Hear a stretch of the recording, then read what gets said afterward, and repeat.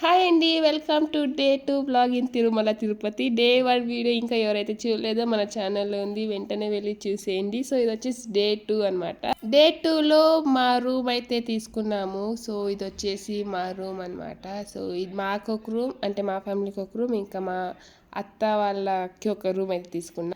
సరదాగా మీరు మా రూమ్ ఎంతో కామెంట్ చేయండి. ఇక్కడ చూడండి, నేను వీడియో తీస్తా ఉంటే మా అన్నయ్య వచ్చి పోజ్ కొడతా ఉండారు.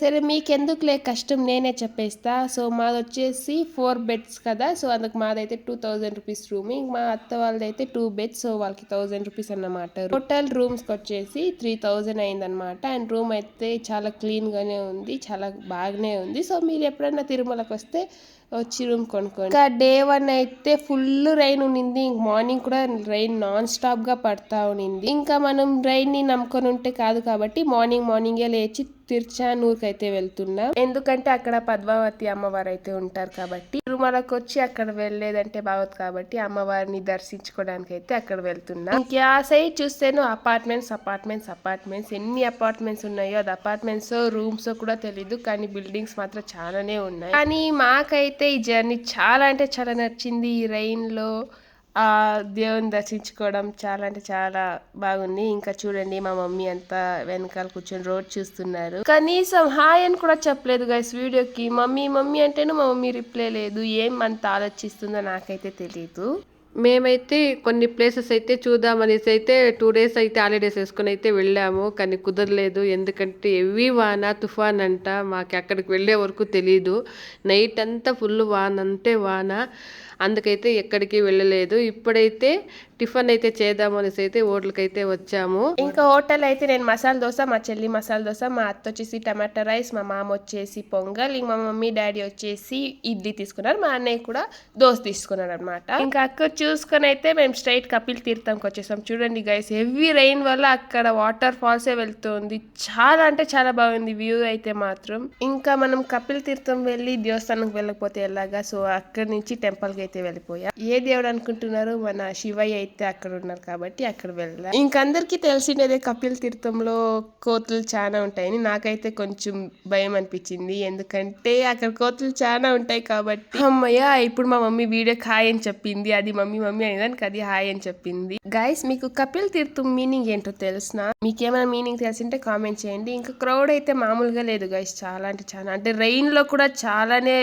జనాలు అయితే వచ్చారు. ఇంక ఇక్కడైతే కొన్ని అలంకారాలు చేశారనమాట దేవుళ్ళకి. అది ఏం దేవుడు మాకు తెలీదు, కానీ లోపలికి అయితే వెళ్ళలేదు, ఎందుకంటే అక్కడ టోకెన్ ఉండాలంట. సో మేము ఇక్కడ నుంచి అయితే చూస్తున్నాం. అదైతే శివుడో తెలీదు, ఇంకా వెంకటేశ్వర స్వామినో తెలీదు, ఏ దేవుడో తెలీదు. అక్కడ ఇంకా దర్శించుకొని డైరెక్ట్ టెంపుల్ అయితే వచ్చేసాం. చూడండి గైస్, వాటర్ ఫాల్స్ ఎంత బాగుందో చూసేదాన్ని. ఆ సౌండ్ అయితే చాలా అంటే చాలా బాగుంది. అండ్ గేట్లు అయితే వేసేసారు, ఎందుకంటే హెవీ రైన్ వల్ల అక్కడ వెళ్ళకూడదు అని చెప్పేసి. అక్కడ ఇంకా దర్శనం చేసుకుని డైరెక్ట్ మనం అయితే తిరుపతికి వచ్చేసాం. ఇంకా తిరుమలకు వెళ్ళే కన్నా ముందు 4-5 ప్లేసెస్ వెళ్ళాం, కానీ అక్కడంతా గేట్ వేసేసారు, ఎందుకంటే హెవీ రైన్ వల్ల వెళ్ళకూడదు అని చెప్పేసి గేట్ అయితే వేసేసారు. ఇంకా కొన్ని ప్లేసెస్ అనుకున్నాం, కానీ హెవీ రైన్ వల్ల వెళ్ళకూడదు అని అక్కడ ఉండే వాళ్ళు చెప్పేపాటికి వెళ్ళకుండా వచ్చేసాం. మీ అందరికి ఈ వైబ్ తప్పకుండా వచ్చే ఉంటుంది. తిరుమల కొండ చూస్తే తెలియని గూస్ బంప్స్ అయితే మన బాడీలోకి వచ్చేస్తుంది కదా, నిజమే కదా.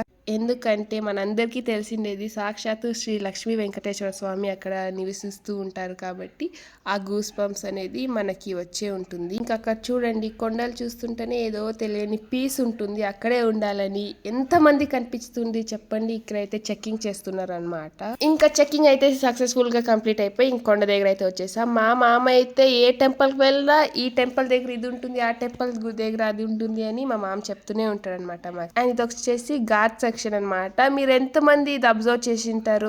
ఆ కొండలో వెంకటరామ స్వామి రూపం అయితే మనకు కనిపిస్తుంది కదా. నా తమ్ముడైతే అదే చూపించాడు, చూడక దాంట్లో అయితే దేవుడైతే కనిపిస్తున్నాడని. చాలా అంటే చాలా బాగుండింది, చూస్తుంటే ఇంకా చూడాలా అనిపించింది. ఇంకా నాకైతే ఘాట్ సెక్షన్లో కొంచెం వామిటింగ్ అనిపిస్తుంది, ఎందుకంటే అది ఘాట్ సెక్షన్ కదా. జర్నీ అయినా, నాకు ఇలాంటి ఘాట్ సెక్షన్లు అయినా నాకు కొంచెం అడ్జస్ట్ కాదు. మీకు ఇలానైనా లేదంటే హ్యాపీగా వెళ్తారు కామెంట్ చేయండి. మేమైతే వెళ్ళి దర్శనం చేసుకొని వచ్చేసాం. చూడండి గైస్ ఎంత హెవీ రెయిన్ పడుతుందో.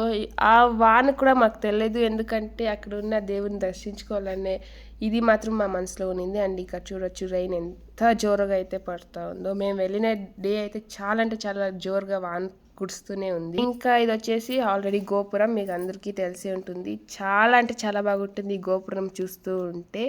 అండ్ ఇలా అయితే మా తిరుపతి జర్నీ జరిగింది. అండ్ మీరు జర్నీ ఎలా జరిగిందో కామెంట్ చేయండి. అండ్ ఇది గైస్ మా వీడియో మీకు నచ్చితే like, share and subscribe. Bye.